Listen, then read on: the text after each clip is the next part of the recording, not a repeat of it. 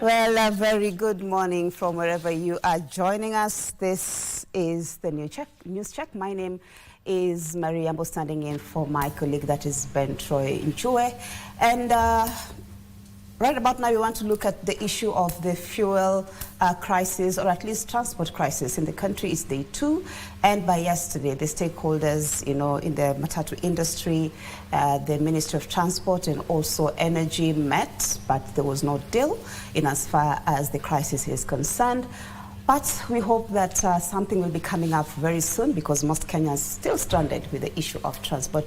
But let me not say much, because my colleagues are all over, the city and in different parts of the country, just to bring us up to speed with what is happening in as far as the transport paralysis is concerned.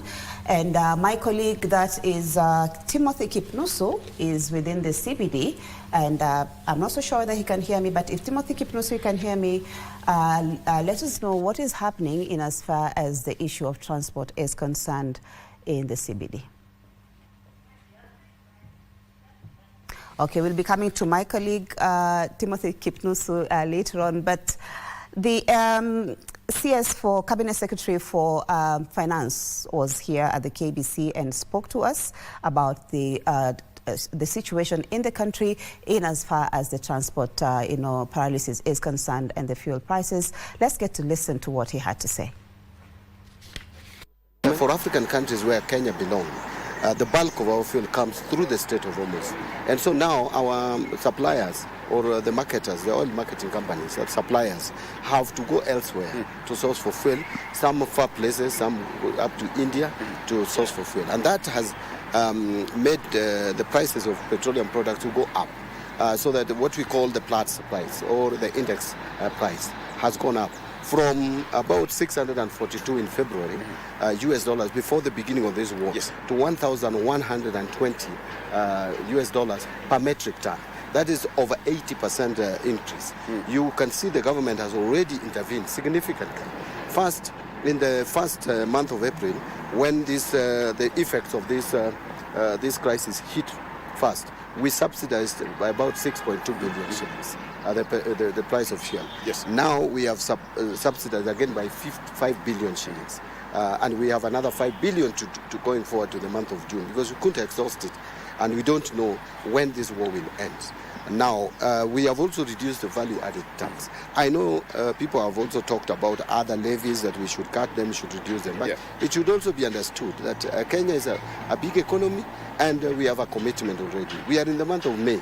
We have basically exhausted our budget. So where are you going to cut the budget if you don't have that revenue? Are you going to cut people's salary? But so is this the reason why you said that the Treasury does not have any other option left? No, I don't say that we don't have any other option left. So what I'm saying is that options are limited now. We have run out of options. We could squeeze ourselves, but at a cost.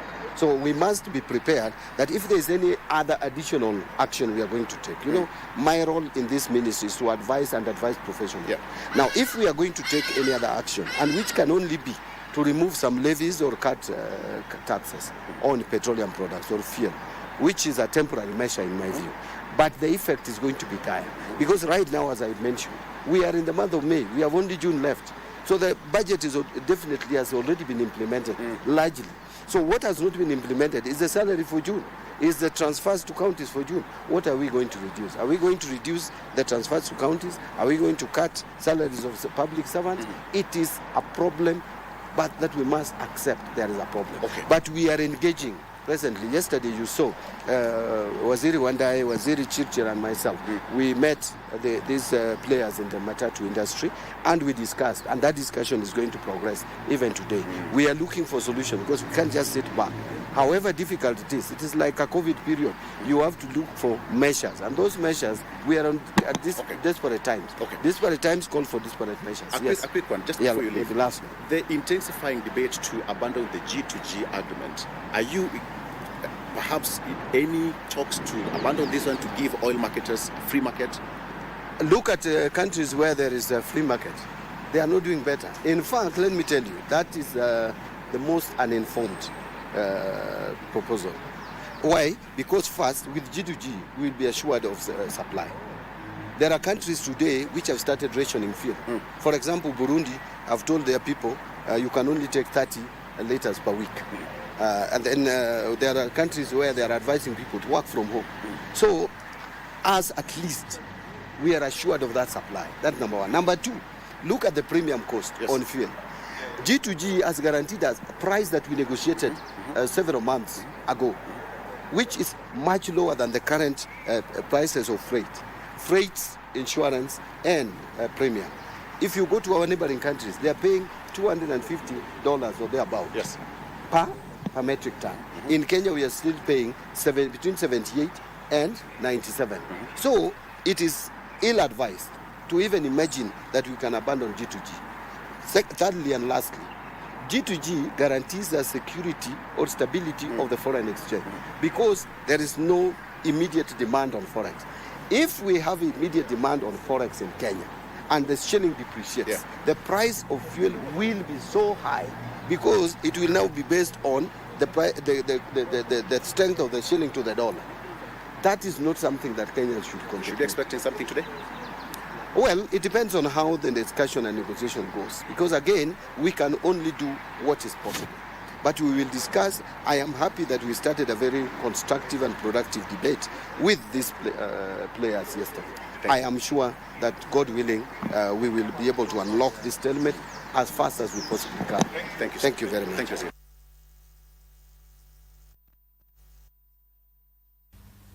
Well, that is the Cabinet Secretary for Finance, Buddy, just speaking to us exclusively to KBC about the fuel crisis, or what has actually brought about the issue of public transport strike, just bringing us up to speed with what alternatives could be there and even what the government can do in as far as resolving that problem is concerned. And right about now, I'm not so sure my director can let me know if Timothy Kipnusu is ready for us, because he's out there trying to check on what is happening and as far as the transport system is concerned. Are we able to get Timothy Kipnusu?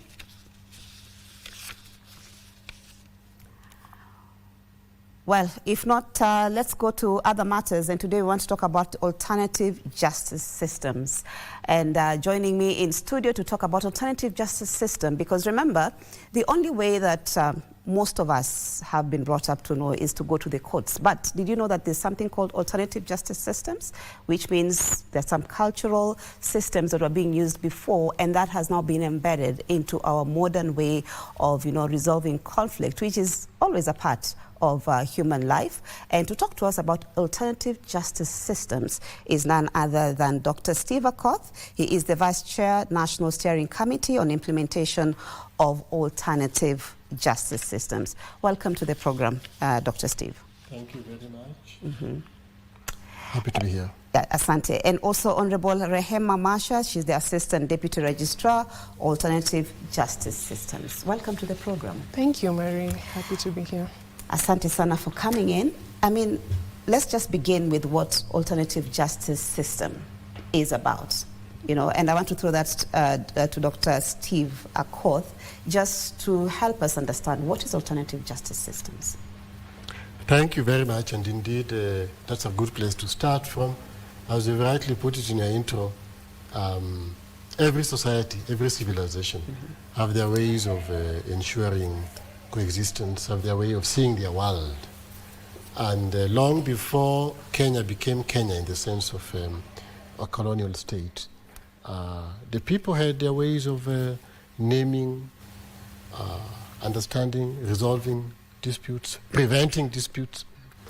But then the colonial imposition sort of, in the first processes, erased it.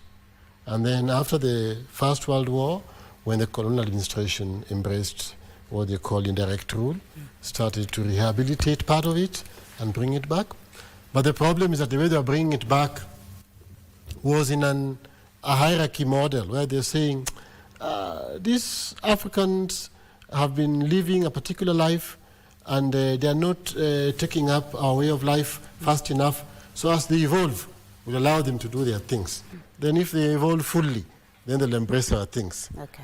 And unfortunately, after independence, the same model was adopted in our legal infrastructure, where what was called customary law was sort of designed as a placeholder, that before you adopt the state formalist law and state judicial system, we allow you to use your ways. So that is the history.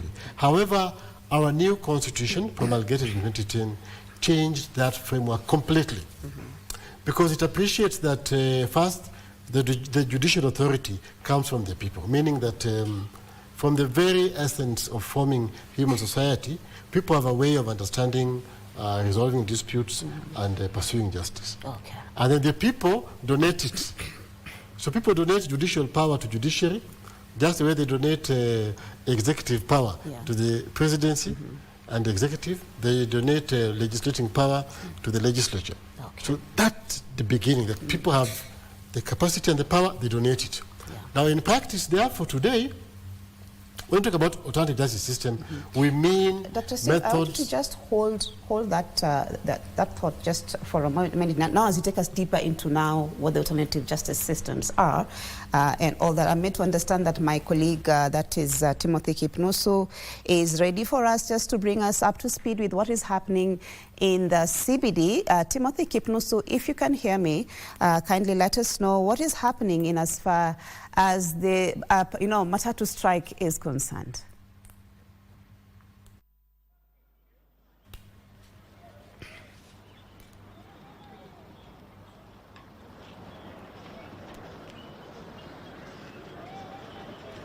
Timothy Kipnusu, can you hear me? A very good morning to you, Yambo, there at the Broadcasting House. Yes, indeed. Coming to you live from Nairobi Central Business District, Koja bus station, to be a particular day 2 of the Matatu strike that has paralyzed transport across the country.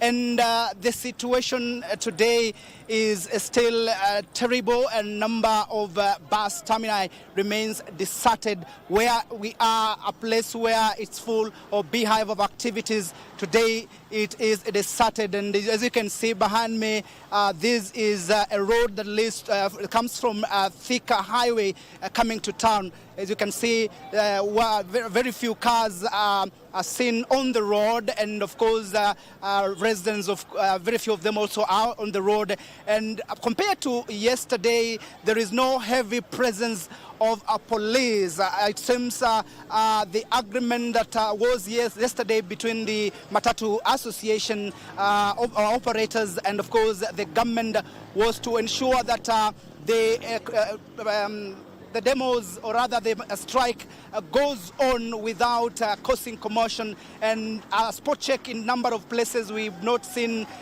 bonfires being lit, and of course the resident burning tires. And a number of them that we managed to interview were pouring out their frustration, how they managed to come to town. Many of them had to walk to town so that they can be able to get to work, and a number of them also remains stranded. A spot check also in a number of business premises, we've managed to capture a glance, and a number of business premises remain closed in the better part of the morning, and of course up to now a number of them of course fearing of their properties being looted, as it is normal during demos. And just to paint a picture of the situation in Nairobi Central Business District, I'm joined by a gentleman here. Tueleze unaitwa nani, ulifika town kivipi, na ulikuwa uende wapi? My name is Joel Omulo. I was coming to this CBD because I'm running a business here, and it's very unfortunate that this is the country that we are experiencing right now, because in 2022, that is August, I woke up in the morning to vote in for this government. But what is happening today is just unfortunate. I don't know. I've just left everything to God, because I have been using, in fact, around 50 shillings from my place of residence to CBD to reach to the city center. But today I had to use 300 shillings. Yesterday I used 500 shillings. Where are we going? They are adding this petrol whatever. You know these levies which are affecting Kenyans. But for the last maybe 2 to 3 years back, Kenyans have been surviving without any increment kwa salaries. Sasa ikishafika mali kama sahi, it's a problem because mtu akishafika mwisho, there's nothing you can do. Inabidi sasa you do whatever you can do. Tumefika mwisho kabisa. Mpaka sahi imebidi, yani sijui vile nitaongea. I'm frustrated. Hata leo sijui vile nitarudi jioni. Yeah. Thank you so much. Maybe I can have another gentleman just come closer here. Tueleze na jinsi hali ilivyo. Wewe ulifikaje kwenye mji huu wa jiji la Nairobi, na wito wako ni upi kwa serikali na wahusika wa matatu? Kwa majina naitwa Romeo William. Jina ya Nairobi ninajitwa 3 Bob. Najulikana kama kijana ya Nairobi. Na nimetoka kwa nyumba kuja hapa town, nimekutumia pikipiki. But sometimes we have to talk the truth.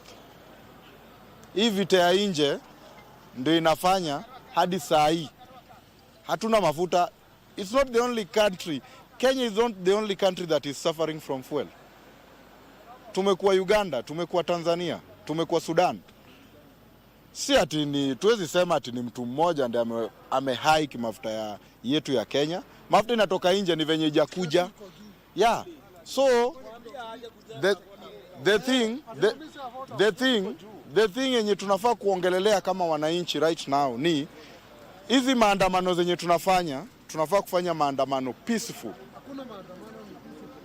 Kuna tofauti ya maandamano, ya maandamano na kuiba vitu za watu na kuharibu vitu za watu.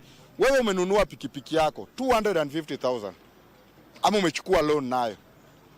Mtu anakuja kwa njia ya maandamano kuchoma pikipiki yako. Where are we going? Githurai we saw. Tuliona Githurai. Gari ya mtu Mazda CX-5, gari ya milioni 3 mtu amechoma. Mimi nina urge media. Problem yangu ni media. Venye unachukua makosa ya serikali the same way, chukua hiyo makosa ya huyo mwananchi mwenye anachoma vitu za watu. Chukua picha ya huyo mwananchi mwenye anabomoa biashara kama hile ya mtu.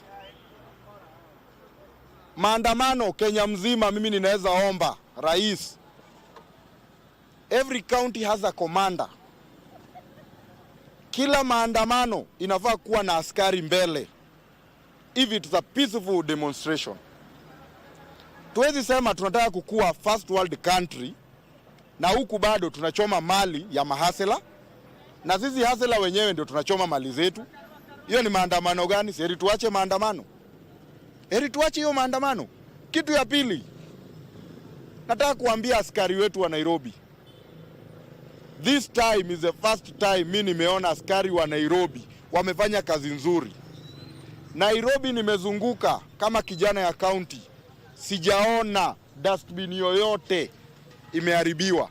Sijaona biashara ya mtu yoyote imeharibiwa. Sijaona.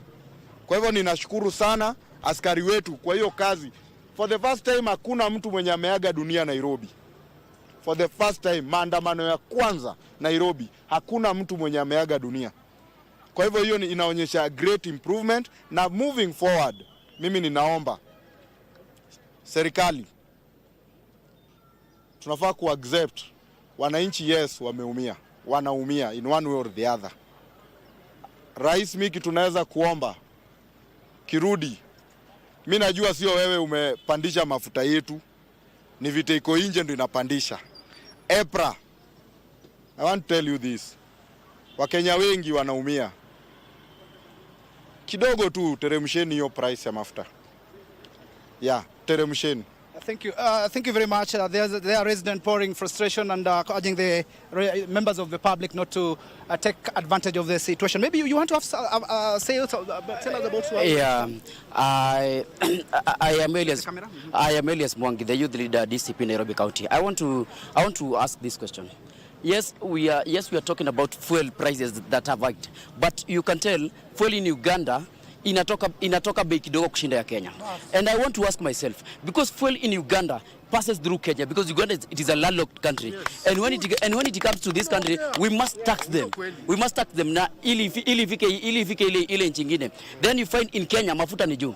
And again, I want to ask these leaders, stop that blame game. Stop the issue of fuel prices. It is not political. This is not the time to say ati ni mwanasiasa fulani anahamasisha. Hakuna mwanasiasa anaitwa matatu. Hakuna mwanasiasa anaitwa the matatu sector. Hakuna, nobody influence them. So stop that blame game na to address the real problem, because the time we start these study shows at Imara New, we will not solve this problem. And this country we are in a bad situation, and we can ban this country at any moment. Thank you very much. Thank you. There you have it. And let's do a cap of this particular interview here in the Nairobi Central Business District. As you've heard from members of the public, there are clarion calls to the government to actually come to the table, agree with the Matatu Association, of course, on the hacking of fuel prices. And of course, the issue here is affecting the economy. Remember yesterday by the association, the Matatu Association, they actually revealed to us a total of 300 million shillings got lost in that particular demo day. Too, of course, it is tripling to 600 million, a negative impact to the economy. And of course, we'll be here in the better part of today just to get to understand how the situation is. I understand there are many people who want to give their sentiments, but of course, we will do that later. Back to you in studio from me, Timothy Kipnoso. Thank you so much, Timothy Kipnusu. Timothy Kipnusu, they are coming to us from the Central Business District in Nairobi, just talking to some of the Kenyans. They are sharing their sentiments as far as the high fuel prices are concerned. So we'll be getting back to Timothy Kipnusu at some point, but even so, he will still be preparing a detailed bulletin for you. But let's get back to our topic of the day, and you're talking about alternative justice systems. And my guest, Dr. Okoth, Steve Okoth, was actually trying to explain how now, from, can I say, Dr. Okoth, that's what you said, from the traditional way of doing things, and how now we've actually embedded, can I say, the alternative justice systems into our new constitution. Indeed. Yes. Indeed. And so the case is that, like you've really rightly put it, so therefore, in the new constitution, the question becomes, what do we mean by traditional?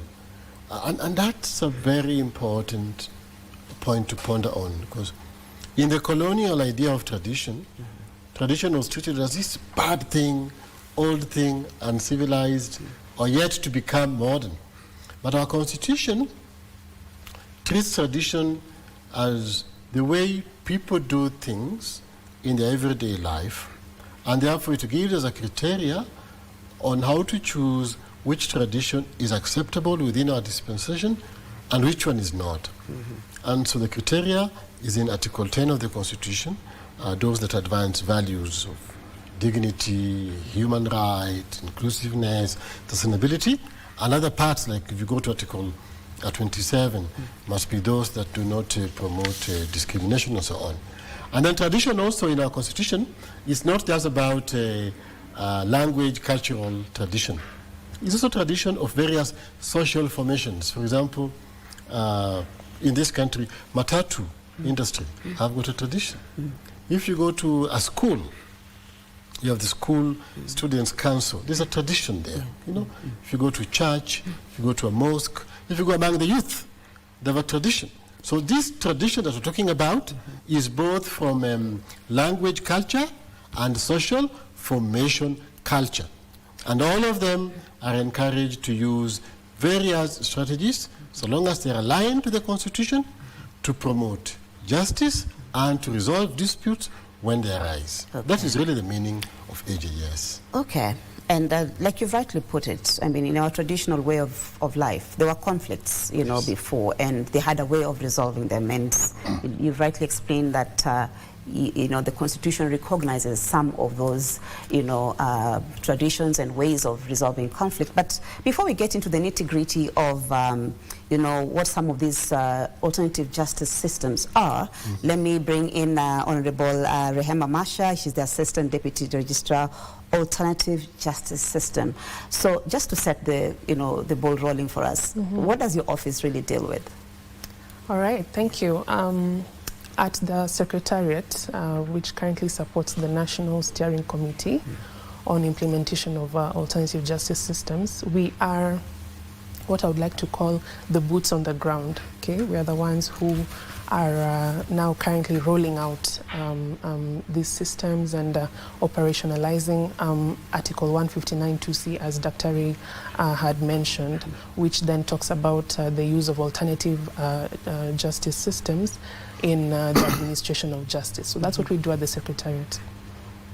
Just to add on to what Dr. had mentioned about what AJS is, I would like to say that AJS really is just those community-based or non-state mechanisms for dispute resolution. And as Dr. rightly put it, it's all about going back to our customs, our traditions, and there's a distinction, as he put it, between customs and traditions, going back to our social structure, our moral beliefs, and our value system. In accessing justice. Okay. Yeah. There's something I've heard is called alternative dispute resolution. Is that part of the alternative justice system, Dr.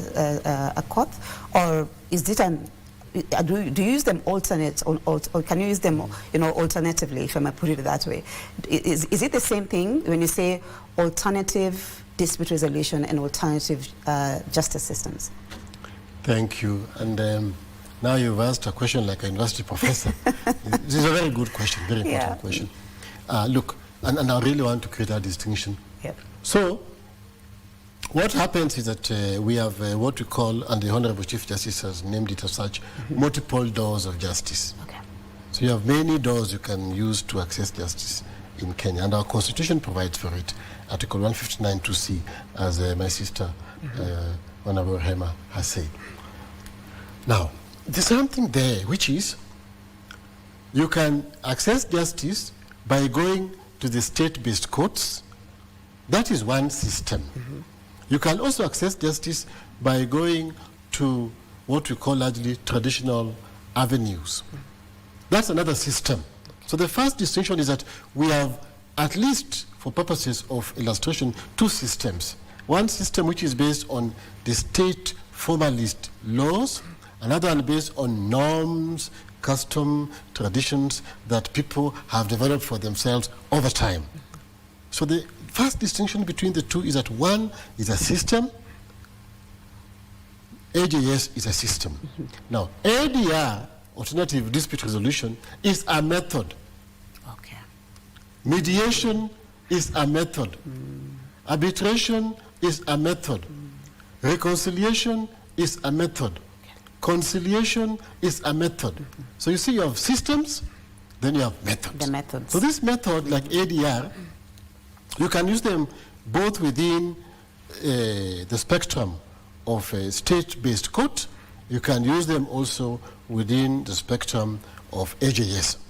But the advantage of these methods is that they also give us the avenue for bridging, because these systems do not operate in parallel. They operate in a continuum. Okay. It's like a relay. The first person takes a baton, gives the next person. But the last person in the relay does not give the baton to anybody, finishes the race. So you can have a system where a matter begins in court. The court says, this thing has elements which cannot be understood in our system here. Can you take it to AJS? Then AJS, once they decide or have a recommendation of the matter, they bring it back or they conclude it. There can also be an instance where either of the system are seized of a matter and they move it to conclusion in their own motion without bringing them back to each other. Okay. But these methods are very useful, that they help us also to interface at the various systems. So I think you've just explained how the AJS and now the alternative dispute resolution differs from our modern way of, can I say courts, let me call it modern way of, conflict resolutions and all that when it comes to arbitration or you know, mediation and all that. And so what kind of cases, can I put it that way, Dr. Akoth, even as I'm going to talk to Marsha on how then the courts decide what goes to or what cases can be handled using AJS. But what kind of cases then does the alternative justice system, you know, deal with there? Thank you. Yeah. So we have this question of the jurisdiction of alternative justice systems. And in the old days, again, people used to put like a ruler and say, these cases, big cases, go to court. Small cases can go to the alternative methods. Or others would say criminal cases would go to court, state-based courts. The other civil cases would go to alternative forums. So we have moved beyond that. And the method we're using is first to say that almost all type of cases, I said almost, can go to AJS, apart from where the Constitution says that this matter can only be adjudicated by the state-based courts. For example, presidential disputes can only be adjudicated by the state-based courts, more specifically, the Supreme Court. Then, there is also the question of how do people find themselves in AJS forums? People must choose. So the first thing is people must choose and say, I consent to go there. Once you consent to go there, then it can decide your matter. Then that raises a question. Is everybody able to consent? A child cannot consent. That means that when a child is in conflict with the law, then they have to go to the default forum, which is the state-based court. A child who is defiled, for example, cannot decide to go to AJS. No, she's not in the age of decision, according to our idea of agency in terms of a legal framework, but also in terms of age and growth. But even more important, how about if somebody threatens you to consent? Then that is also not consent. This consent must be objective, where you are doing it in your own volition, knowing clearly what you are getting into, and accepting that this is your choice. We have summarized this into what we call a positive test, a negative test. And we always start with a positive test. We ask a question, do these parties agree to go there? They must agree without being compelled. If the answer is yes, they will go to the negative test. We ask, is there a constitutional provision that says that this matter is best handled through the courts of law? If there is such a provision, then this matter cannot proceed in AJS forum. Or is there a statutory provision that says this kind of a matter is best considered in state-based courts? If there's such a provision, no. Or sometimes a matter can be such that AJS can deal with it, but it's of such public interest, and the decision made out of it would have such implication on broader access to justice, then that must go to state-based courts.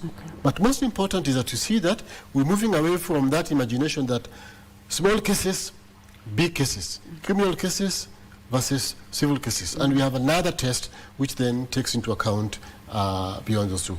But finally, recently, in our conversation, we have had another idea of something called hybrid. Take, for example, matters of children, especially children who find themselves in need of protection by the law. Orphans. When a child is an orphan, a matter which could be part of the whole continuum of succession. Maybe they are being evicted. But the so-called wazee can decide how to offer custody to this child as we wait to conclude, for example, a matter of succession. In such cases, we argue that it is best that, first of all, that matter or the company that goes to AJS be done, but with the supervision of the court, because a child requires what we call a protective forum, and the court is the best protective forum. So you don't decide by yourself to take it to AJS, because this child requires particular protection. This matter should first be placed before a court of law, following the appropriate procedures and following the appropriate prayers, and then the court will decide that to ensure the best interest of this child, as we determine the bigger question, could be, I'm just using succession as an example. Let the following happen. Let them get custody from a neighbor or from the church or from a foster father or mother, something of that sort. So there we require this protective supervision, and we're calling this some sort of a hybrid. Hybrid. Okay. So, Honorable Masha, just as Dr. Akoth has explained in terms of the types of cases that can end up in alternative justice systems or in the, can I say, state-based courts.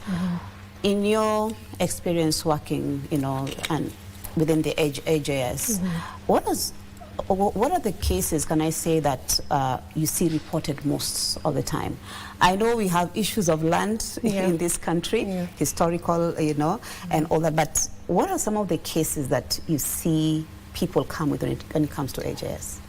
All right, that's a good question. But before I answer that, I think it's important for our viewers to appreciate the typologies that we have under alternative justice systems, which Dr. has spoken to. So first of all, we have what we call the autonomous typology. This is where dispute resolution occurs completely independent of the courts, okay?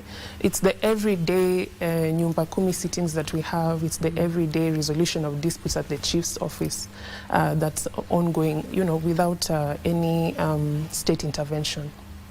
Then we have what we call the third-party typology. The third-party typology is where we have both state and non-state actors coming in to be able to help in dispute resolution. Okay, so we have, for instance, we have religious organizations, and then now finally we have what we call the court-annexed typology. Now, under the court-annexed typology, so we have people who come in with disputes, right? And as Dr. has rightly put it, there is a screening tool that we use to measure whether a matter is ripe for dispute resolution under the alternative justice systems, and that is the positive test and the negative test, right? And once that screening has been done, then a matter can be referred to alternative justice systems. Just to mention that we do have working groups across the country that are working with our courts in various stations to be able to dispense justice through the alternative justice systems. So the types of cases that we get mostly are land is a key, is one of those issues that is very prevalent, especially succession matters. We also get some criminal matters, And really, the benefit of alternative justice systems is we get some of the remedies that you would not be able to get from the court, the formal court system, right? Like restoration, like mending of that social fabric, right? And so we get some criminal matters. We deal with some criminal matters, those that for instance, do not have policy that specifically prohibit the use of alternative justice systems, and also a wide array of civil matters as well. Okay. Dr. Akoth, so just as Honorable Masha has mentioned that, land succession, issues of, children and all that can actually be dealt with under AJS. But sometimes the concern will be, how binding are these, decisions? So I decide, for whatever reason, I'm gonna, go the AJS way, and we sit down and we agree whether the chief is there and the family members and all that. But how binding are they, such that years to come, you do not find people going back into the same issues? Thank you. Yeah, that's really an important query as well. Now, remember, people go to AJS system as a matter of choice in their own volition. And I'll give you an example. Take, for example, during the performance of customary marriage, people go and exchange gifts. Yeah. And I hope me and you know that we've seen that people consider it fairly binding. And we saw evidence from some community in Machakos, for example, where people record these matters. I must say I was personally shocked one time when I went to visit my in-laws. I'd gone there about a decade earlier, and when we opened conversation on whether I had anything due in terms of my bride price exchange, a book was produced. I never knew a book existed. Yeah. So people record these matters, and they are binding. But from what framework? Again, this is important, from the framework of obedience. Part of the mistake we make is we assume that the fact that the state has a police to enforce, that every agreement requires a force-based enforcement. That is not true. In systems where people choose, obedience sometimes is a default. But then, back to then, how the policy deals with the question of ensuring that what is discussed within AJS forums has got, sustenance of a justice journey, is that we have developed what we call doctrines of interaction, which is to say, when a matter is decided or recommended by an AJS forum, and then one of the parties go to court, or this question lands in court again, what happens to the decision or recommendation that was made in the AJS forum? And we have said that the AJS forums, first of all, the court can't avoid those decisions. They can't say, Apana, me, I don't recognize this. No, they can't avoid them. So just hold that thought, Dr. Koth. I want us to go to the UDA headquarters where they're having a press conference there. You'll be coming back to the same line of thought. But let's first of all get to listen to what is happening at the UDA headquarters. I'm joined here by the leadership of the UDA, both in the NEC. I have two NEC people representing the NEC. That's Honorable Duale and Honorable Cecilia. We also have other members of the County Assembly. And then we have the Secretariat that is led by the Executive Director, Nicodemus Bore. Today I will address you both in English and Swahili. And on behalf of the United Democratic Alliance, I wish to address a critical national issue that has regrettably disrupted the public transport sector and severely impeded socioeconomic activities across multiple sectors of our economy since yesterday. Since the outbreak of the US-Israel-Iran conflict, the government has undertaken a series of deliberate interventions aimed at cushioning Kenyans from the unprecedented surge in global fuel prices. The disruption and partial closure of the Strait of Hormuz, a critical global oil transit corridor, have significantly destabilized international oil supply chains.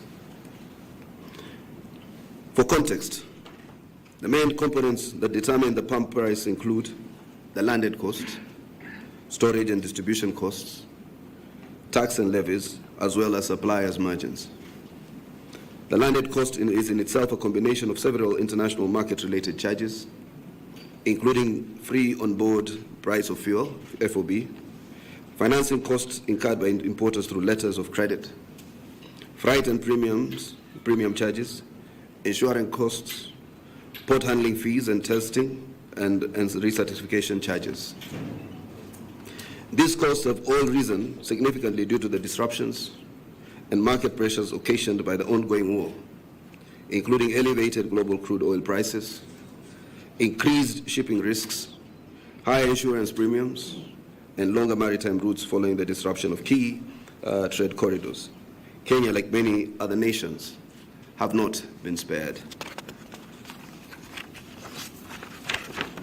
Comparisons between Kenya's fuel prices and those of neighboring countries are often economically misleading because each country operates under distinct fiscal, microeconomic, energy, and supply chain conditions that directly shape the final pump price. Consequently, simplistic cross-country comparison that ignore these structural economic differences fail to provide an accurate or honest assessment of the realities influencing fuel prices in each jurisdiction. The G2G arrangement, that's the government-to-government arrangement, in the supply of refined petroleum products has continued to serve the country well, providing a cushion of Kenya shillings 19.51 per litre of super petrol, Kenya shillings 20.72 per litre of diesel, and Kenya shillings 18 per litre of Jet A1 kerosene in comparison to prices in the spot market. Under the G2G, the premium and freight costs are fixed at $84 per metric ton. Comparatively, the premium and freight in spot market currently are $284.90 per metric ton of super petrol, $266.70 per metric ton of diesel, and $272.03 per metric ton of Jet A1 kerosene. The government has recently reduced the value-added tax on super petrol, diesel, and kerosene from 16 to 8% to cushion users from the adverse effects of the spike in international oil prices. Additionally, Kenya shilling 16 billion, 86,919,027.65 has so far been applied as stabilization in the financial year 2025-2026 to lessen the effects of the spikes. Since the beginning of the current crisis, 11,42,500,425 shillings has been applied as a stabilization mechanism, and plans are in place to ensure that Petroleum Development Levy or Fund is applied in the subsequent cycles to reduce the negative effects. Without these interventions, fuel prices by now will have exceeded 300 shillings per litre. Effective today, the 19th May 2026 to 14th June 2026, and following the petition by public transport operators to curb fuel adulteration caused by the wide diesel kerosene price gap, EPRA has revised fuel pricing accordingly. Diesel has decreased by an additional 10.06 shillings per litre, while kerosene has increased by 38.6 shillings per litre. The move reflects government's goodwill and commitment towards easing pressure on the public transport sector and facilitating an amicable solution or resolution to the current impasse. In light of the extraordinary geopolitical developments, the government remains fully seized of the matter and continues to confront the economic and strategic vulnerabilities arising from the rising landing cost of fuel with utmost seriousness and concern for the welfare and good being of the Mwananchi. In conformity with this constitutional duty of care to the people of Kenya, His Excellency President William Samoei Ruto has directed an interministerial engagement involving cabinet secretaries responsible for the National Treasury, Energy and Transport to urgently engage relevant stakeholders and explore additional interventions necessary to restore stability and normalcy within the transport and energy sectors. While last evening consultations did not fully resolve the impasse, the engagements made meaningful progress, and there remains strong optimism that an amicable and lasting solution will be reached soon. Kenyans will appreciate that despite the prevailing global crisis and price fluctuations, the government has successfully maintained an uninterrupted fuel supply, reliability in distribution, and the overall security of the national fuel supply chain. This remains critical to national stability, economic continuity, and public welfare, particularly at a time when some countries are rationing fuel through weekly consumption quotas, while others are facing severe shortages. We therefore call upon the citizens of this great nation to approach this matter with patriotism, sobriety, restraint, and national unity. This is not a crisis of Kenya's making, but one driven by external geopolitical developments beyond our borders. Political opportunists must not be allowed to exploit this grave situation for narrow, divisive, and short-sighted political gain at the expense of national interest. While every Kenyan retains the constitutional right to peaceful assembly and demonstration, criminal actions including arson, obstruction of traffic, vandalism of public infrastructure, looting of businesses, robbery of motorists, and attack against innocent citizens going about their normal business shall not be tolerated and will be dealt with firmly in accordance with the law as assured by Cabinet Secretary Kipchumba Murkomen. The public is therefore urged to remain calm and patient as the government continues to evaluate additional measures aimed at ensuring fuel prices do not rise to levels that could severely damage the economy and the livelihoods of each and every respective Kenyan who lead an ordinary life. Well, those are sentiments coming from the UDA headquarters, just talking about the high fuel prices and, of course, the transport situation in the country, just addressing the public on those issues. But again, right about now, let's head to Kisumu City, where my colleague, that is Wycliffe Okech, is on standby. And Wycliffe has been up and about, just trying to check what's happening in as far as the public transport strike is concerned. Wycliffe Okech, if you can hear me, what's happening in Kisumu?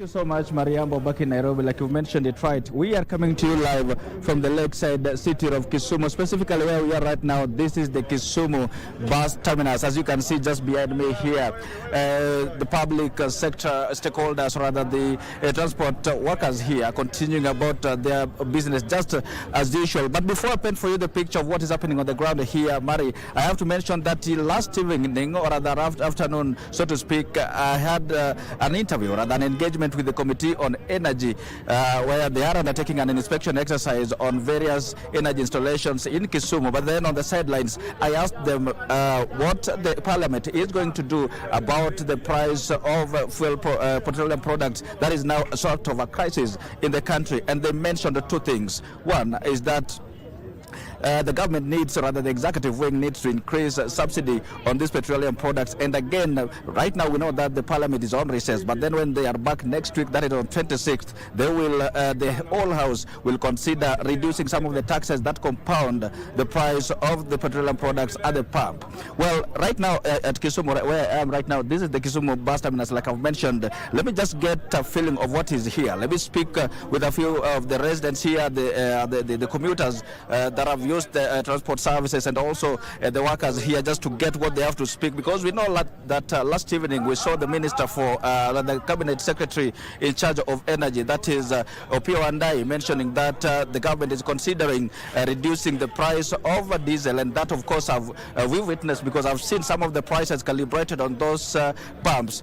Diesel is now retailing, just in Kisumu, diesel is now retailing at 233 as opposed to 243 as it was yesterday. Petroleum, or rather super petrol, the price of super petrol hasn't changed. And of course we know that Opiyo Wandayi mentioned that the price of the diesel would decrease by 10 shillings, and that 10 shillings would mean that the price of kerosene would go up. Let me just engage just a few of the residents, starting with you. Kaka, utaangalia pale kwenye kamera, utanieleza majina yako kamili, wewe unafanya kazi gani katika station hii ya magari? Ya, mimi ni driver, naendesha kampuni inaitwa Legacy Shuttles, naitwa David Umama Ochanda. Mimi naweza sema hapa Kisumu sisi hatuna shida na serikali sana.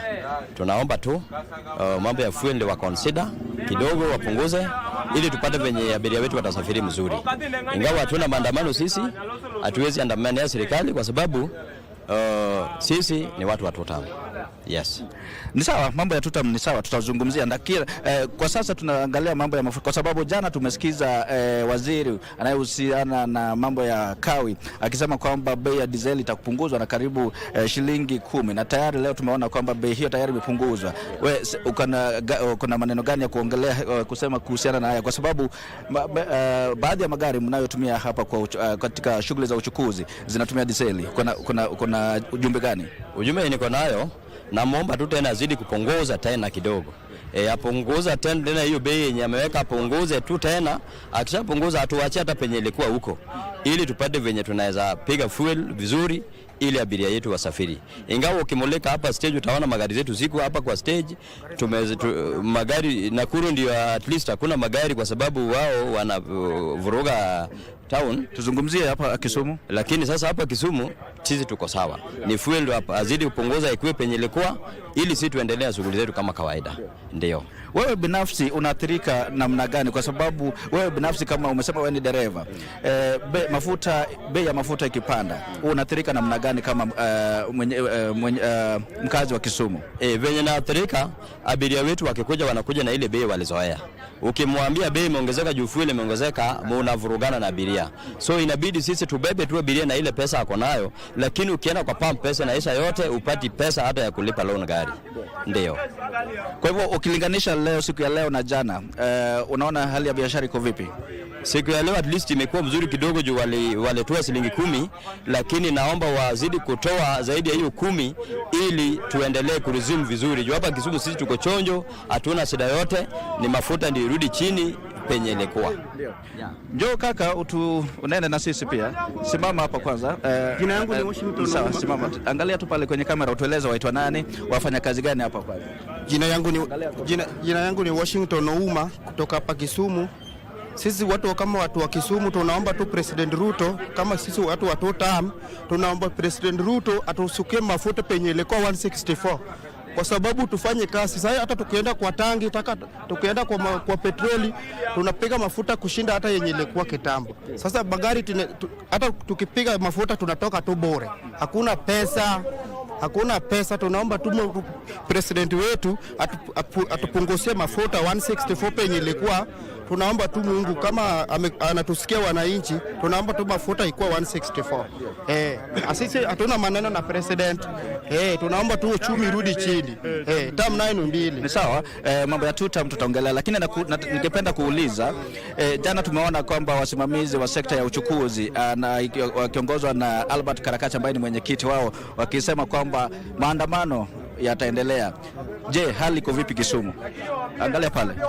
Hali ya Kisumu si mbaya sana leo kushinda ya jana. Leo tunaona tu vitu inaendelea tu vizuri. Tunaona tu President Ruto aturudisha tu uchumi chini. Akirudisha tu uchumi chini na penye ilikuwa mafuta yenye kwa 164. Tutaomba tu President Ruto arudishe tu mafuta chini kwanza, ndio watu watafurahi. Bado hiyo 10 bob hakuna kitu ameshukisha hapo. Sawa. Mama njoo tueleze. Utaangalia pale kwa kamera utueleze, wewe unaitwa nani, unafanya kazi gani hapa kwanza? Wacha nitashika tu. Mimi naitwa Millicent, nafanya kwa hoteli. Jana wameshukisha bei ya mafuta ya dizeli na shilingi 10, na pia kumekuwa na maandamano jana miji mingine, lakini Kisumu tumeona hali imekuwa tofauti. Wewe umekuwa hapa jana na leo, hali unaona kuna tofauti gani? Jana hali ilikuwa tu sawa, hakuna maandamano, lakini hatukuuza juu ya mafuta. Watu waliogopa kukula, chakula tulilala nayo, bado zimebaki mpaka saa hii. Hata leo pia kazi hakuna juu watu wamekaa tu. Wewe ujumbe wako ni gani? Mafuta izidi kushukishwa, ikipandishwa inatupea hasara. Tunapika chakula inalala hapo, watu hawakuli, inaharibika tu. Asante. Tunahofia kwamba labda maneno yako yatashughulikiwa, na labda Njugu, kwa mara ya mwisho umetaka sana kuongea. Look into the camera, tell us your name, what you do here, and what do you have to say about this fuel crisis? My name is Nicholas Nyariokech. Mimi ni mkazi wa hapa, nafanya biashara hapa, na nataka kuongea mambo ya mafuta.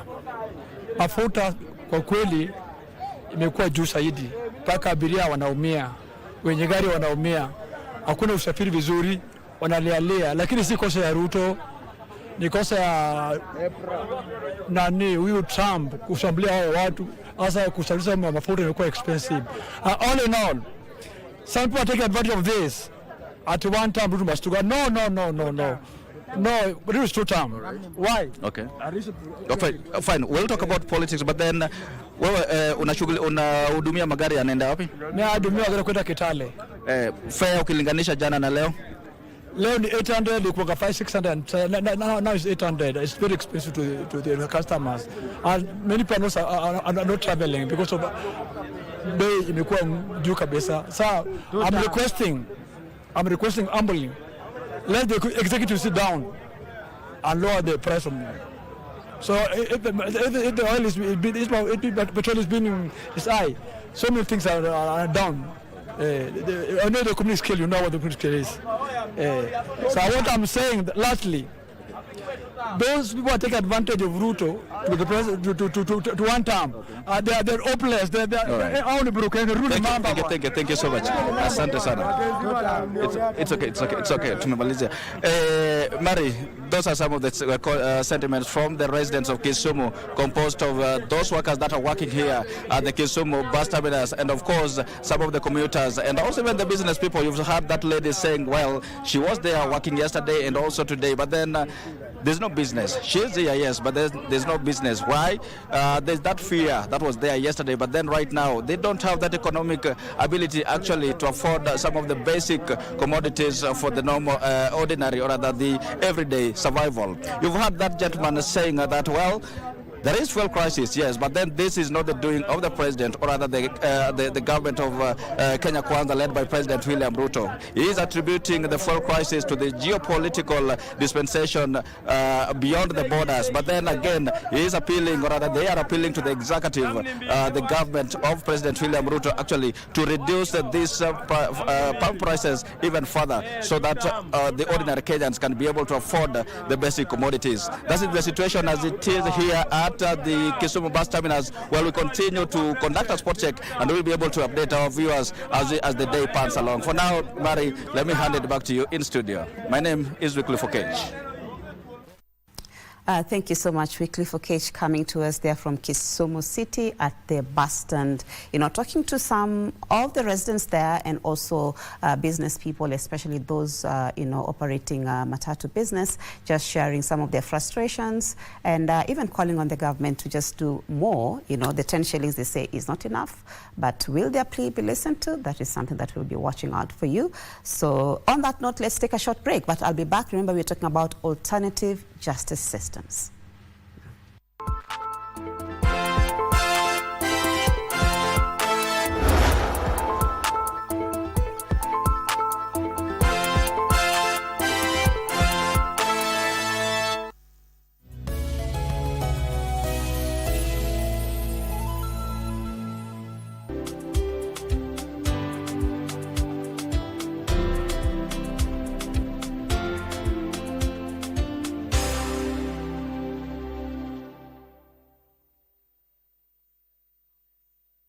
Sasa unaweza kupokea stesheni ya KBC Eastern Service kwa njia iliyomurwa baada ya KBC kuboresha na kuwekeza mitambo mipya ya kisasa ya kupeperusha matangazo. Pata matangazo kwa lugha ya Burji kila siku kuanzia saa 11 asubuhi hadi saa 4 asubuhi. Rendile Service itakuwa hewani kuanzia saa 4 asubuhi hadi saa 9 jioni. Kisha matangazo kupitia lugha ya Kiborana itachukua usukani kuanzia saa 9 hadi saa 2 usiku.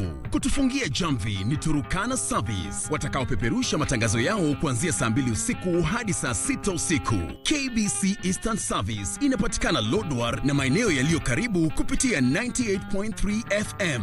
Na kwa wasikilizaji wa Burji, Rendile na Borana waliomo Marsabit na maeneo jirani, KBC Eastern Service inapatikana kwa mita bendi 98.7 FM.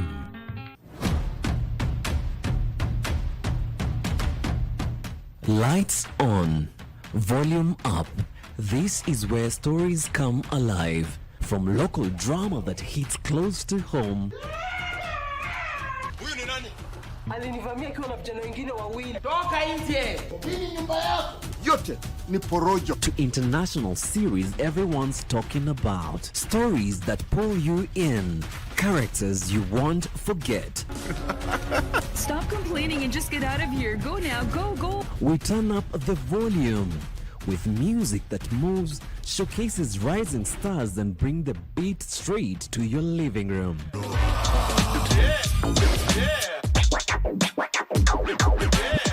And when it's time to talk, we don't hold back. How is everything going? Real conversations, big personalities, the issues, the loves, the moment everyone's debating the next day. Every show, every night, different voices, one destination. This is television that feels alive, unpredictable, and missable. watasema niko na kichaa. Wewe leo unaona ukinibaia chai. Shika. Kijana mdogo anakushinda na akili. Hivi ndio nataka kusema? Monica, si nilikwambia sikutaki kwa mikutano yangu ya kisiasa? Hashiki simu, hasemi lolote. Yaani kazi yako ni ngumu kweli. Nikusaidia nini wewe? Maisha yangu yamo hatarini. Na nimewaandalia kitu kitamu. Na nileta kwa picha mzuri kama tutakaribisha wageni pamoja. Monica, mimi ndio nataka hiyo kiti, sio wewe. Wewe useme wewe tulia. Nasikia ulilipelea kutoka mapema. Josh, babako atasema nini akisikia hii? Wewe ulivunja kwako, sitaangalia uvunje kwangu. Kila mtu abaki kwa leni yake, sawa? Okay, tutaongea. Ulinisaliti. Abidi. Kwa hivyo nyinyi mnaona kwamba sisi tunacheza hapa? Si mchezo chief. Hii kesi mimi naweza nikaitupilia mbali.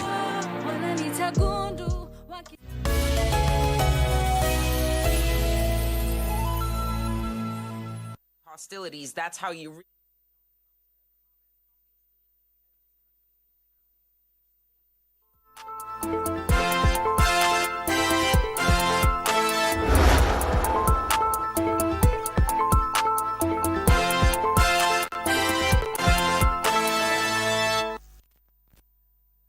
Thank you for staying with us. You're watching the News Check, where today we're talking about alternative justice systems. And in studio, I've been with Dr. Steve Akoth. He is the Vice Chair, National Steering Committee on Implementation of Alternative Justice Systems, and Honorable Rehema Masha. She's the Assistant Deputy Registrar, Alternative Justice Systems. And we continue with the conversation, as we've already laid the ground that we know that conflicts will always be part and parcel of the human race. But are there alternatives, away from the state-based courts, which sometimes can be expensive and time-consuming, but we'll be getting to the benefits of the alternative justice systems in a moment. But let me give Dr. Steve Akoth the chance to continue his line of thought. We're talking about, how binding is alternative justice systems, if, and especially for vulnerable groups, women, orphans, children, when they decide that they want to go that direction, how binding are these, agreements? Yeah, thank you. Yeah, so as we are saying, so the courts have no option of avoiding. You cannot say that we don't recognize or this is not within our realm of consideration. They can't avoid. The courts can also not say, look, we'll only look at it from the optics of formalist state law. That is sort of, say, use what we call a monoist system. Say, no, there exists no other law apart from our law. No, the state must, the state-based court must look at the matters when they come to them as those that emerge from systems that have got legitimate crafting, legitimate procedures and so on. Okay. But then, so I've said what the state-based court can't do. What can they do? They can consider the matters coming from the AJS forums either as evidence, so that you say, okay, you have made this petition, and you are also saying that these have been the conversations and perhaps decisions, or conclusions, or agreements that subsisted before we came here. So then it is used as evidence, and you say, this is normally we call it a facilitative function. A facilitative function. Okay. There is also an option of the state-based court saying, look, we will defer to it, we'll defer to what you've done, but we'll look at your determination, your decision, your recommendation to see whether it is proportional and whether you have also followed the procedure, taking into account the notions and practice of natural justice. Okay? And finally, sometimes the state may say, look, this looks very good, so we will just accept it and implement it. You know, that happens a lot in arbitration, but it also happens a lot in mediation. So back to the question is, the bindingness of decisions in AJS mechanisms is often inborn from the notion of obedience. We chose to go there, we'll obey what happens there. But in the eventuality that these decisions or recommendations go to the state-based courts, then I've outlined how the state-based courts are invited to interact with them, often within the language, within the logic of promoting AJS rather than demeaning or considering AJS as a subordinate. Okay. Thank you so much, Dr. Steve, for that elaborate explanation. So, Honorable Masha, if I have a land dispute, for instance, or any other domestic, dispute, my neighbor or a family member, and I'm listening right now, and I'm like, okay, the cost of getting a lawyer, the time that it takes to resolve some of these court cases can be quite discouraging for many people, and they will decide, like, you know what, let me forget about this whole thing, let them have it. Or it might lead to, can I say, a lifelong conflict within families or neighbors for that matter. But if somebody's listening right now and they're like, well, I think I can actually try this. What is the process? I have a dispute of some sort and I'm thinking like this could be the alternative. Even as we talk about the costs, benefits of it. But what is the process of someone who would want to go this direction? All right. Thank you for that question. I'll speak first from the perspective of being, part of the judiciary. So, first of all, the courts have a duty, as per Article 159(2)(c), to promote the use of alternative justice systems, right? So, a justice seeker can approach the court and inform the court that they would like this dispute to be resolved via alternative justice systems. And the court will use the referral pathways to be able to direct that matter to alternative justice systems. We have working groups spread across the country that are annexed to the court, and these individuals are able to sit in panels and discuss these matters, and in that manner they're able to resolve the disputes. And again, as Dr. had said, the court then plays a supervisory role, right, to ensure that the outcomes of these processes are in line with constitutional minimums. So that's the first way you can approach the court. Secondly, like we had mentioned earlier, we have those third-party forums, right?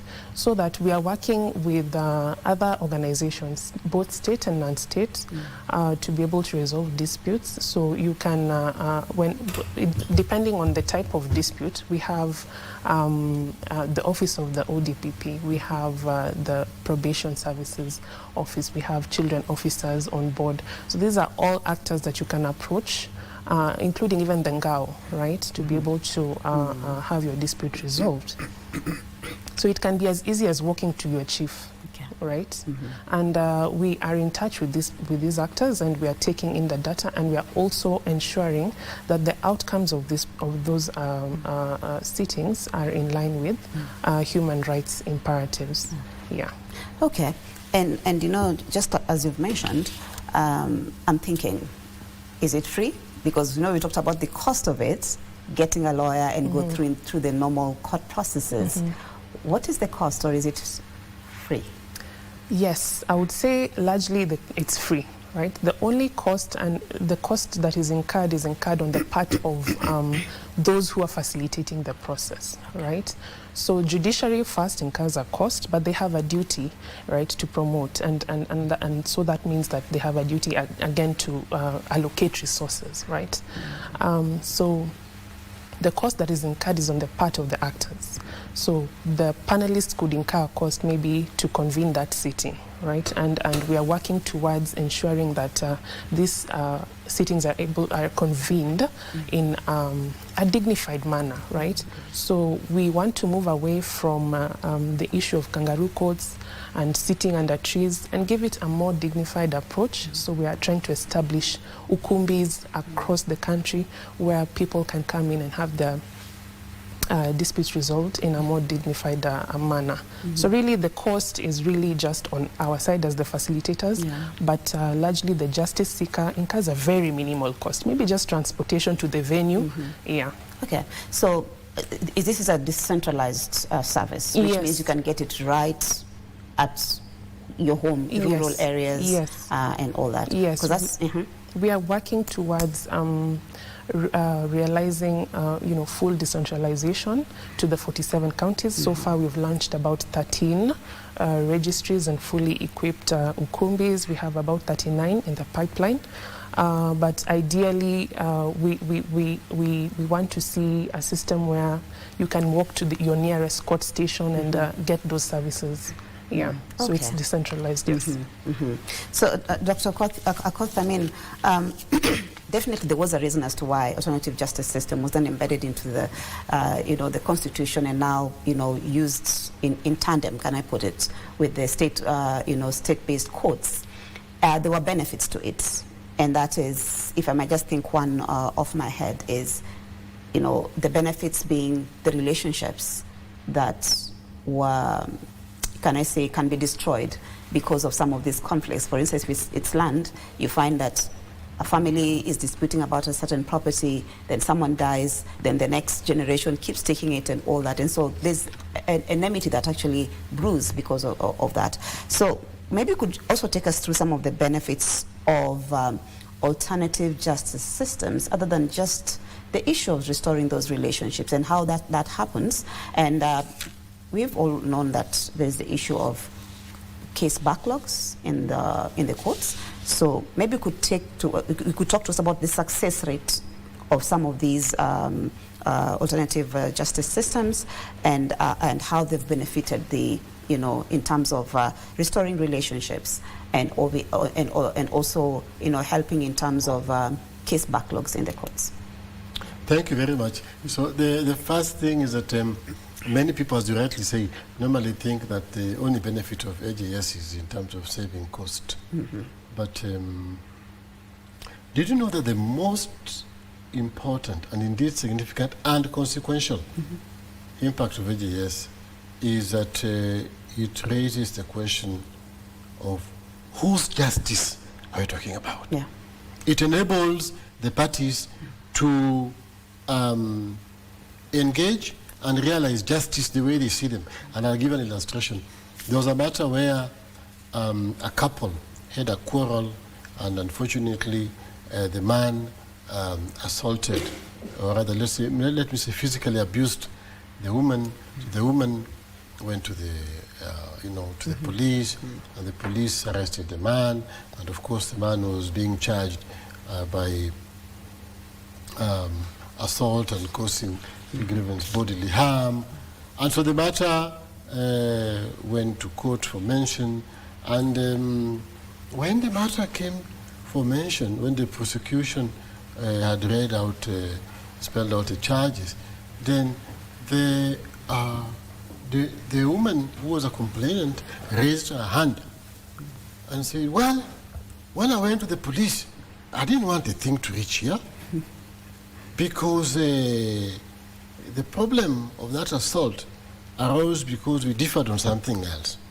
And the something else that this gentleman does not take bath, he doesn't shower. And so he produces a bad odor. Yes. And for that reason, we are unable to live comfortably as a couple. All I want you to tell him is to go and take bath regularly, and then we can live together as a happy couple. You see now, the idea of justice, according to the victim here, is very different from the idea of justice the way the prosecution had framed it. And this may sound mundane, but it is the substantive rationale for many people to choose AJS. Whose justice are we talking about? How does this justice look like?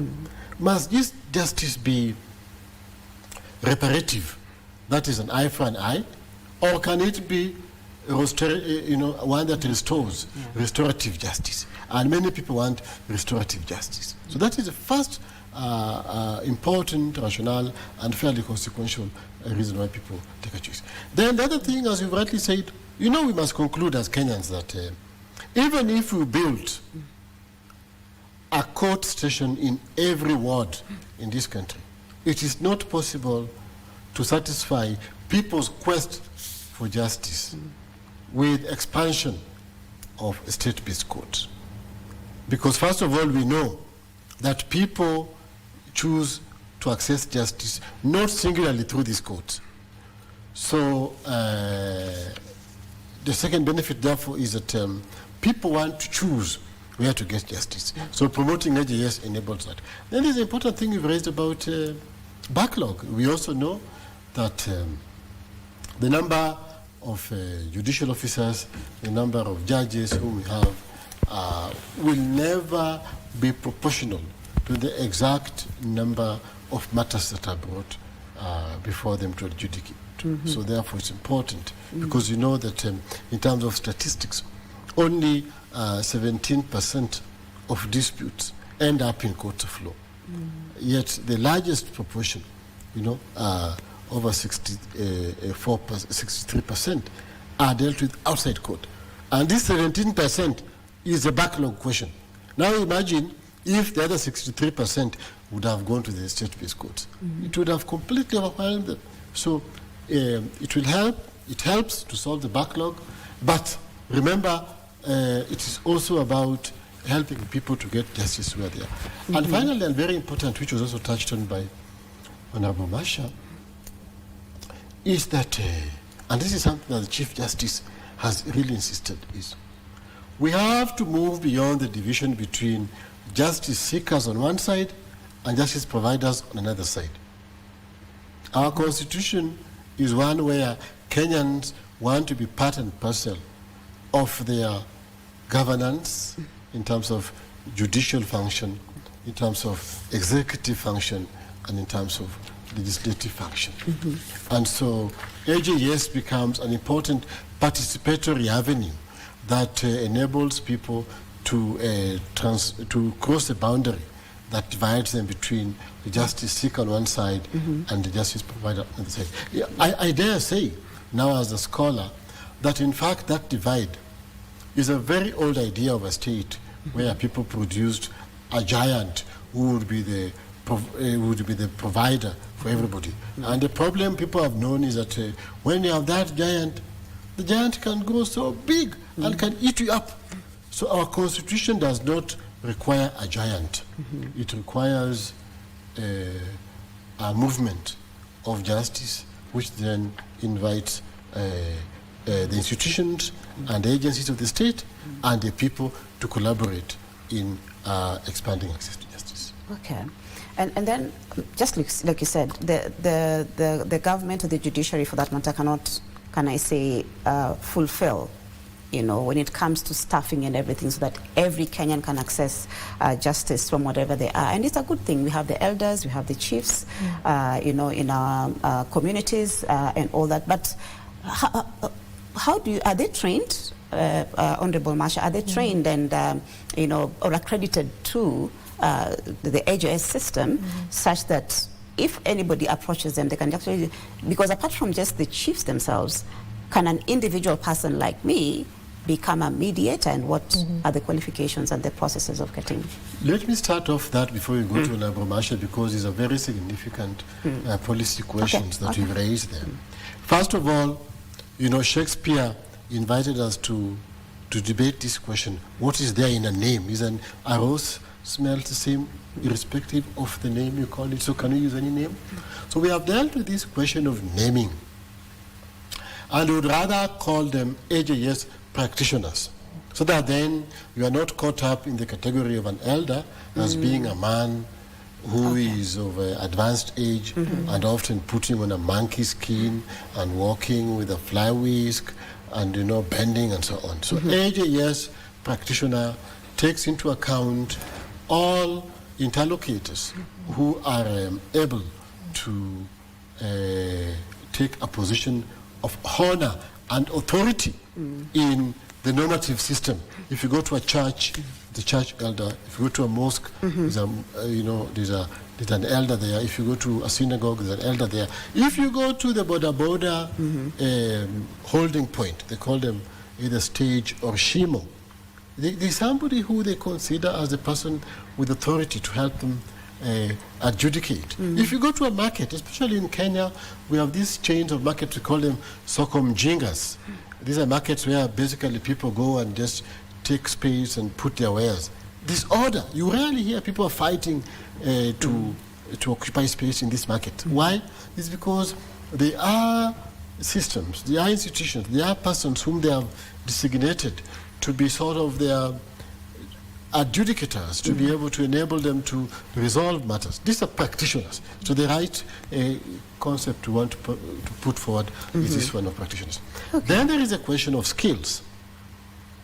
You affirmed a very important point, and I was very happy when you said that what the Constitution does is to recognize. It does not establish. They have been there. But then there is a thing. Does everything go? No. We have Article 159(2)(c) that commands the judiciary to promote AJS. But it is also read together with Article 159(3) ABC that provides conditions to that promotion, to that acceptance. It says must not be practices that violate human rights, must not be those which are considered repugnant. Of course, there's a problem, and we have to creatively understand this notion of repugnancy, and we can deal with that another day. And also must be those that definitely does not conflict with any other written law. So to ensure that, the Chief Justice has put together this committee where I serve as Vice Chair, whose role is to create awareness, sensitize, and educate. So yes, we invest in educating, giving skills to AJS practitioners all over the country. And we do that, as was said by Honorable Masha, through the court user committees. Court user committees are stakeholders who come together to work within the jurisdictions of various court stations or courts in the county to share knowledge and to exchange experiences on how to advance justice. So we work with them to train. And so far, we've trained a significant number. For in the last decade, since the unveiling of the policy, we've trained close to 20,000 practitioners in the country.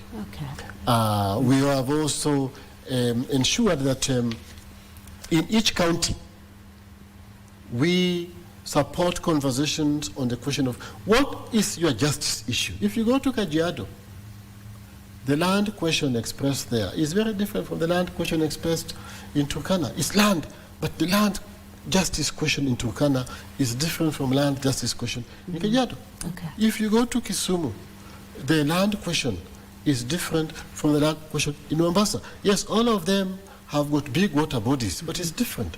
So this idea of inviting people to discuss the justice question is a preamble to training, but also a preamble to outlining what we call a justice action plan. So every county we go to then develops a county AJS action plan that is a blueprint of how to advance their justice journeys, but also how to develop skills to enable them to move together in that with the judiciary.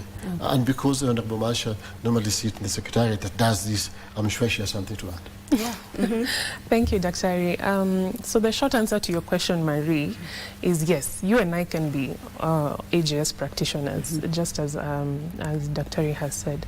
And we are moving away from the notion that you have to be an old man or an old woman for you to be able to sit in an AJS panel. You could even possess certain expertise or skills, right, which would be very vital in that particular issue. And so that makes you a very suitable candidate to sit in that panel. Do we conduct training? We do, not on technical aspects per se, because we believe in this system retaining, that organic nature, where the actors are allowed to be able to solve their disputes organically, right? So if you're going to, for instance, use traditional dispute resolution mechanisms, we won't train you on how to do it because you already have your way. The system has always been in existence. But we're going to train you on certain constitutional minimums, certain human rights imperatives, and we're going to train you on the supremacy, for instance, of the Constitution, right? So those are some of the aspects that we take into account. But no, there isn't any technical training or accreditation per se. Okay. And still on that note, so how is the feedback from Kenyans, from the communities that you've worked within as far as the AJS is concerned? Are Kenyans increasingly embracing it, or what's your feedback? The feedback has been overwhelming. like we had stated earlier, in a justice survey that was done, I think that was in 2024, about 64% of Kenyans preferred to use alternative justice systems, right? So the uptake is really good, and I want to say that AJS has stood the test of time. It has always been there with us. What we are doing right now, and the Constitution did not invent AJS per se, right? It only served the purpose of entrenching it into a system, right? So what we are doing right now is just to create more awareness, to let people know that we have this system and it is working, and the kind of justice that you get under AJS is not of low quality compared to what you get in the formal courts, right? In fact, you'd be able to get remedies that probably a formal court cannot give you. Yeah. Okay, so Dr. Akoth, now looking forward, what reforms and strategies do you think still need to be embedded to ensure that the AJS works seamlessly? Well, so looking ahead, first of all, based on this great feedback we are getting from Kenyans, is that the Honorable Chief Justice, Martha Koome, has done a very revolutionary work in developing a framework that guides her leadership, called STARGE, which is a short phrase of social transformation through access to justice.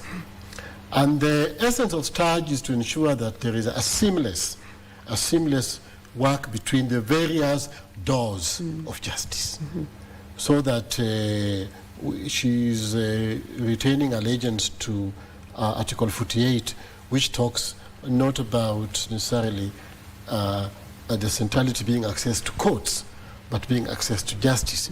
And then Article 22 of the Constitution creates court as a default forum in that enabling of justice. But then Article 159 to see that we've talked about several says, even the courts and tribunals are to remain default. Please, you must promote AJS. So first of all, we have a tidy constitutional architecture which has now been unbundled through STARGE.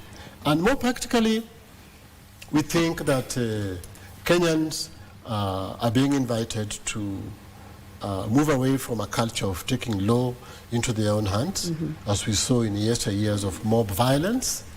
Some people call it mob justice, but it can't be mob justice. It is mob violence.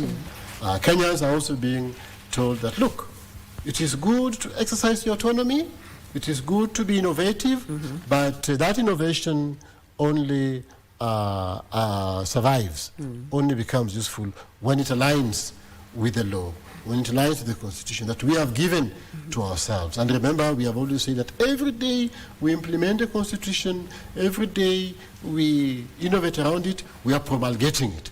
So STARGE is inviting us to continuously promulgate this. And then, two other things which are very important is that this approach that you see in STARGE and you see in AJS is also about becoming Kenyans. You know, these are always said the difference between just being the people of Kenya and becoming the Kenyan people.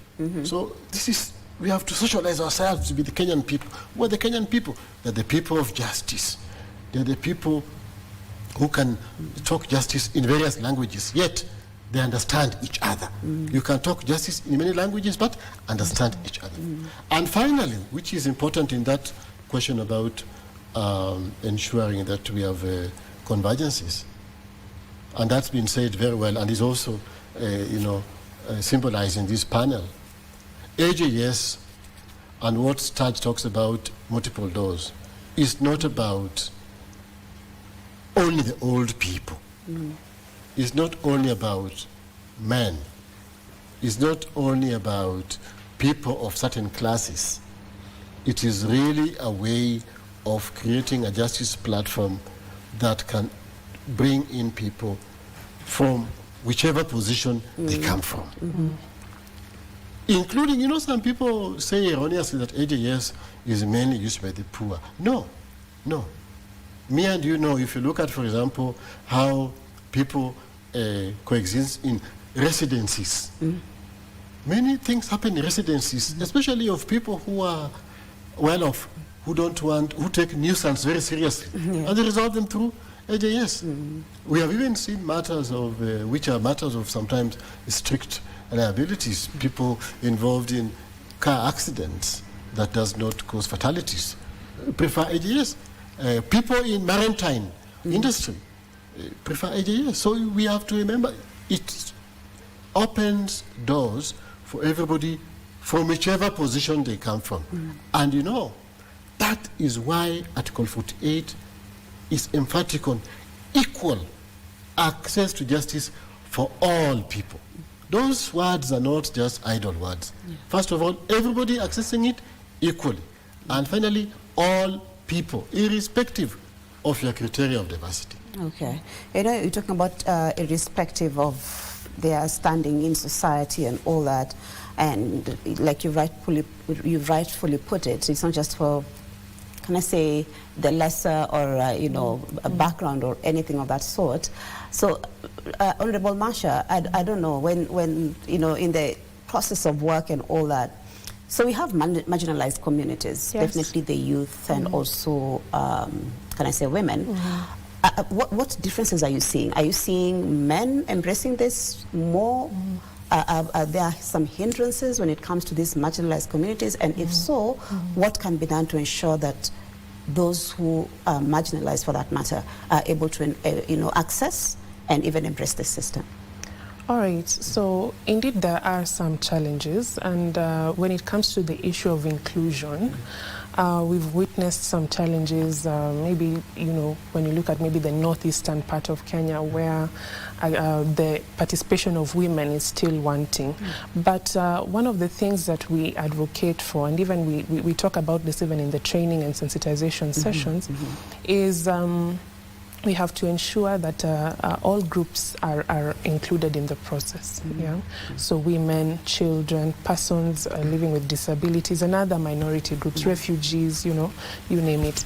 So we always advocate for a gender-balanced panel, for instance. Those are some of the things that we are advocating for. A gender-balanced panel, so that when we have, for instance, 3 panelists sitting, at least one of them is a woman. That's one of the ways of bringing on board these groups. We are also conducting specialized trainings now for these minority groups, right? For instance, the refugees.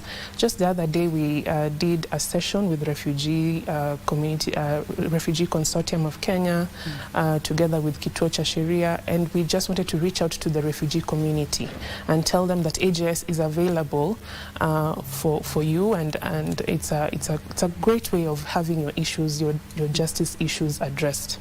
So what we're continually doing is carrying out sensitization and trainings to be able to get the word out there and to let people know that everybody needs to be included in this conversation, and AJS is not about discrimination in any way.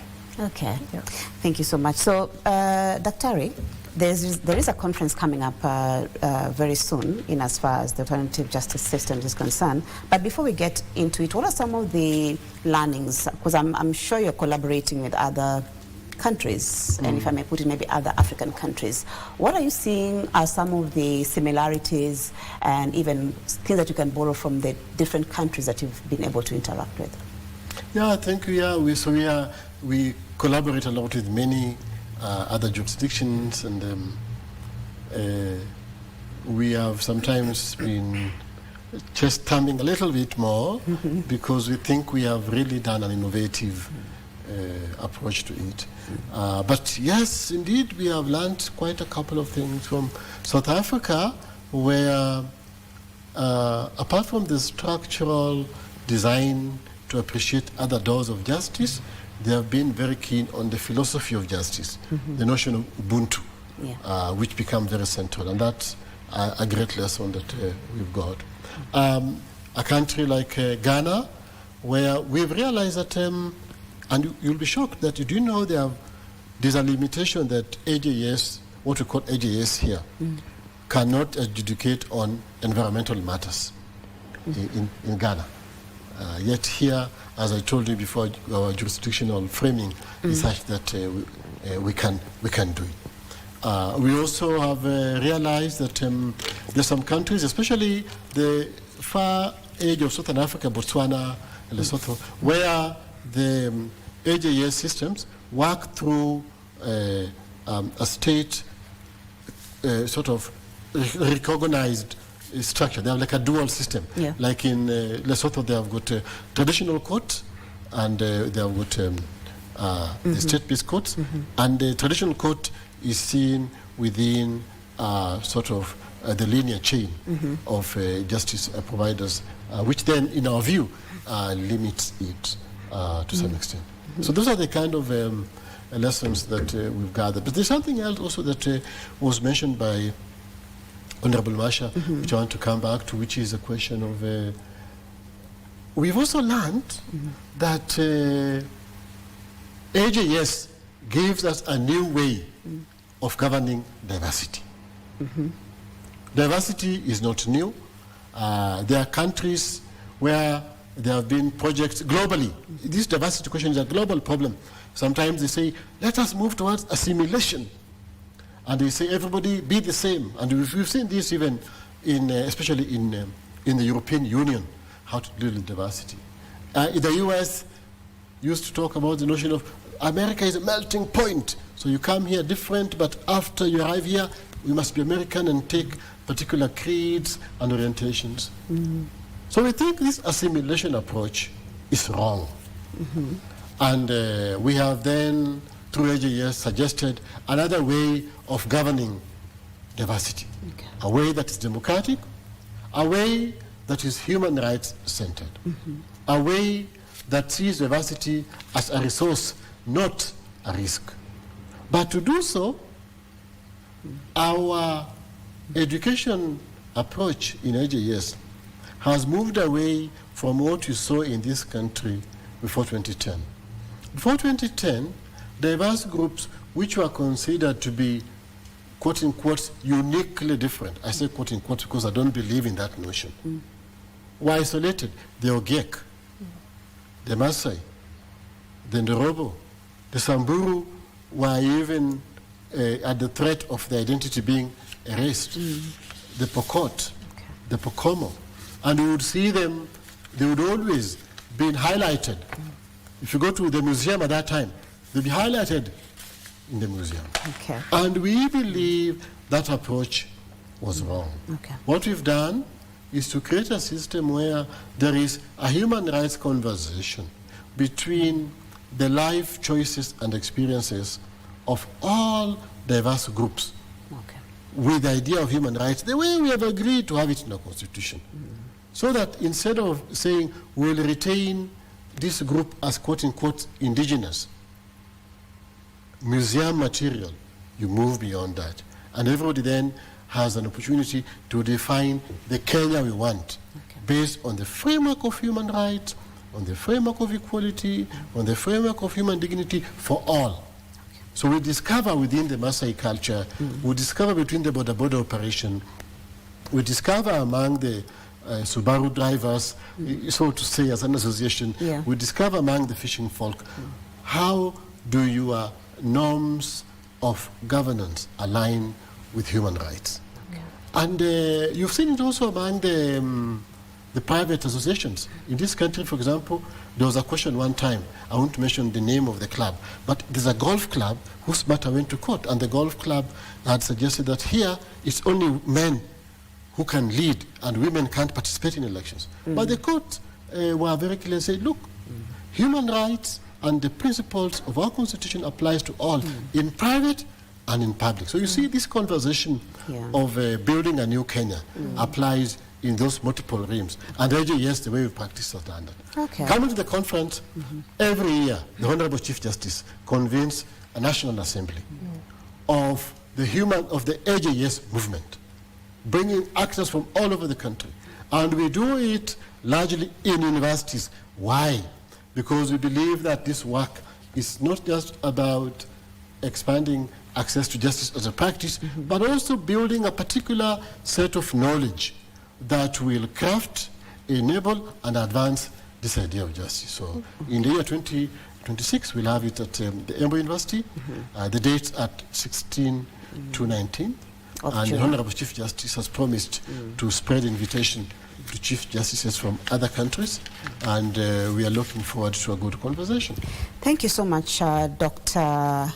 Steve Akoth. He is the Vice Chair, National Steering Committee on Implementation of Alternative Justice Systems, and also Honorable Rehema Masha, Assistant Deputy Registrar, Alternative Justice Systems, for coming into the studio and just, enlightening us as far as the alternative justice system is concerned, the benefits of it, and that it is not a lesser process than the, state-based courts. So I'm hoping that whoever's been listening, our viewers, have gained a lot, and that you do not have to fear to seek justice, because there is alternative justice systems which can actually guide you, cost effective and also restorative, if I may put it, yes. And all that. So thank you so much, gentlemen and lady, for coming into the studio. We hope to hear from you more as you prepare for the conference in June, and hopefully there also Kenyans can actually come and get more information in as far as the alternative justice systems is concerned. So thank you so much also back at home or from wherever you're watching us. This has been the News Check. My name is Maria Yambo. Until next time, do have a great afternoon.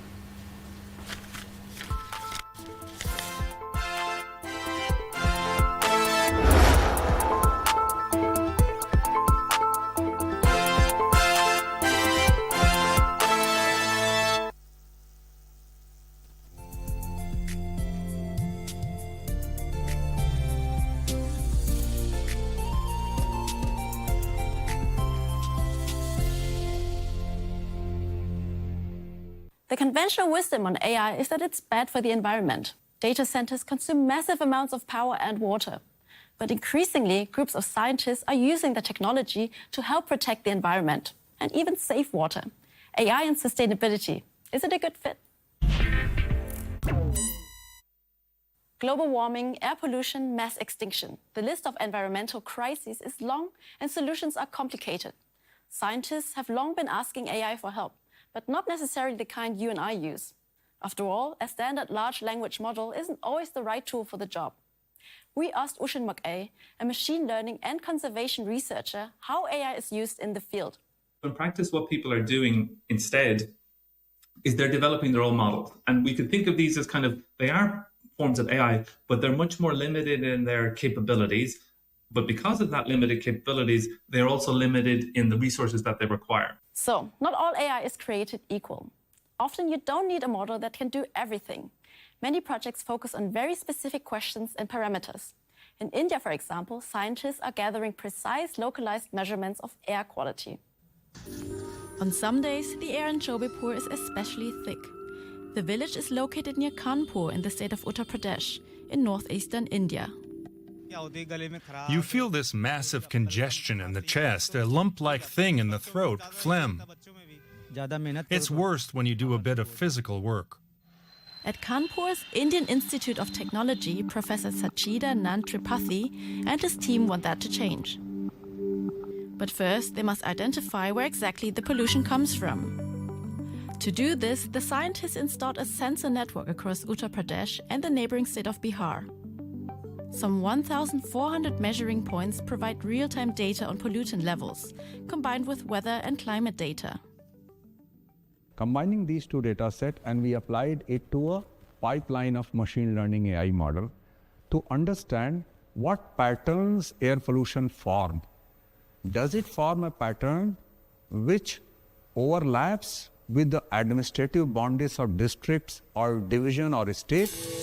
The result? Immense particulate pollution in rural areas due to local living conditions, cooking over open fires and burning trash by the roadside. Additionally, natural air currents carry pollutants from major cities into rural areas. Dangerous and microscopic particles under 2.5 micrometers in size. Artificial intelligence cross-references the data in a matter of seconds. Now imagine that we can now associate village level PM 2.5 values to the people's age, people's socio-economic status, various geographies. This gives you a lot of pattern. On campus, researchers are preparing the sensors for deployment. The devices need exact calibration to minimize measurement errors later on. There's a small hole in the sensor that allows air to pass through it, sucking the air in. You can see the pollution level on screen. We then study the readings and find out where the pollution is high. In a few days, the devices will go live, sending data back to the institute. Ultimately, however, it's up to the authorities to take measures to improve the air. The scientists' AI project has become so important that, with support from the World Bank, it is set to be expanded to additional regions of India.